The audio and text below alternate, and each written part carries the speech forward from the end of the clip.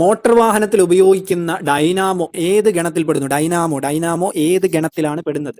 Answer DC ജനറേറ്ററിലാണ് ഇത് പെടുന്നത്. അന്നേരം ഡൗട്ട് അടിക്കാൻ സാധ്യതയുണ്ട്. അന്നേരം മോട്ടോർ വാഹനത്തിൽ ഉപയോഗിക്കുന്ന ഡൈനാമോ ഏത് വിഭാഗത്തിൽ അല്ല ഏത് ഗണത്തിൽ പെടുന്നു എന്നതാണ് ക്വസ്റ്റ്യൻ. അന്നേരം ഏത് ഗണത്തിൽ പെടുന്നു? അന്നേരം നമുക്ക് നോക്കാം, അത് DC ജനറേറ്റർ ആണ്. നമുക്ക് ഗൂഗിളിൽ സെർച്ച് ചെയ്യുമ്പോൾ നമുക്ക് പ്രത്യേകത ഇതിനകത്ത് കൊടുത്തിട്ടുണ്ട്. ആൾട്ടർനേറ്റർ എന്നൊരു വേർഡ് ഉണ്ട്. An alternator generate AC voltage. അന്നേരം AC വോൾട്ടേജ് ഉണ്ടാക്കുന്നത് ആൾട്ടർനേറ്റർ ആണ്. AC voltage that is the rectified to DC voltage. ആ AC വോൾട്ടേജിനെയാണ് എന്ത് ചെയ്യുന്നത്? DC ആയിട്ട് മാറ്റുന്നത്. എന്നാൽ a dynamo directly generate DC voltage. അന്നേരം മാറിപ്പോവരുത്.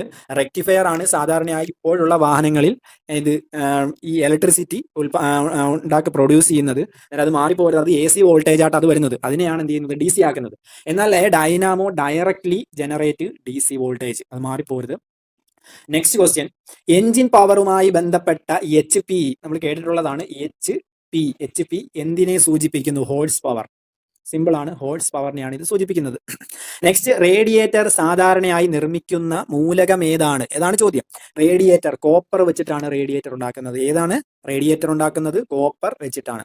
നെക്സ്റ്റ്, പാർക്കിംഗ് ബ്രേക്ക് പ്രവർത്തിക്കുന്നത് എവിടെ? അതായത് പാർക്കിംഗ് ചെയ്താൽ, അതായത് നമ്മൾ പാർക്ക് ചെയ്യുന്ന സമയത്ത് ബ്രേക്ക് പ്രവർത്തിക്കുമ്പോൾ മുമ്പിലെ ചക്രങ്ങളാണോ അതിൽ പുറകിലെ ചക്രമാണോ ബ്രേക്ക് ചെയ്തിരിക്കുന്നത്? അതാണ് ചോദ്യം. ഇത് എന്താണ്? പിൻ ചക്രങ്ങളാണ് ബ്രേക്ക് പ്രവർത്തിക്കുന്നത്.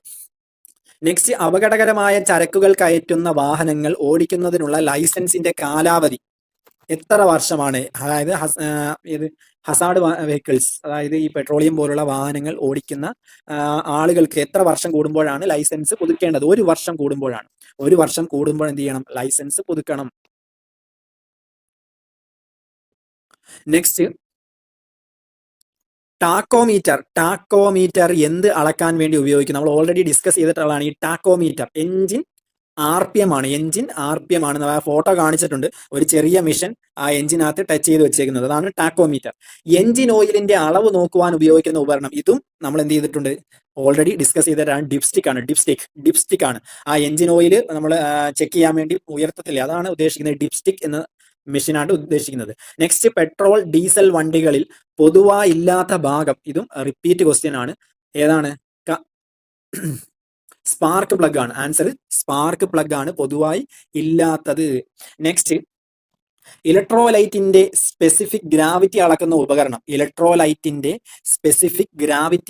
ഉപകരണം ഹൈഡ്രോമീറ്റർ ആണ്. മാറിപ്പോകരുത്.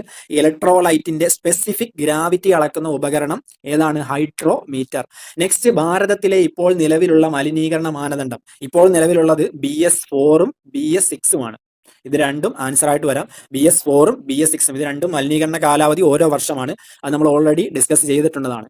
നെക്സ്റ്റ്, മോട്ടോർ സൈക്കിൾ ഉപയോഗിക്കുന്ന ഏത് തരം ക്ലച്ച് ആണ് മോട്ടോർ സൈക്കിളിൽ ഉപയോഗിക്കുന്ന? മൾട്ടി പ്ലേറ്റ് ആണ് ഇവിടെ ഉപയോഗിക്കുന്നത്.